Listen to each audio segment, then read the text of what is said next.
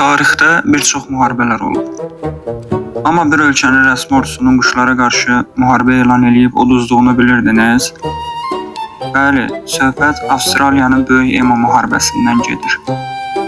1932-ci ildə Avstraliya fermerlərinin tarlalarına 20 mindən çox böyük ema quşu hücum etdi.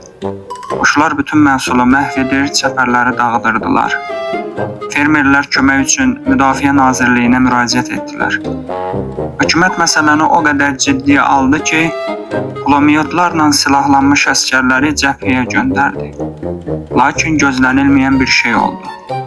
Quşlar atəş başlayan kimi kiçik qruplara ayrılıb, ziqzaqlarla qaçmağa başladılar.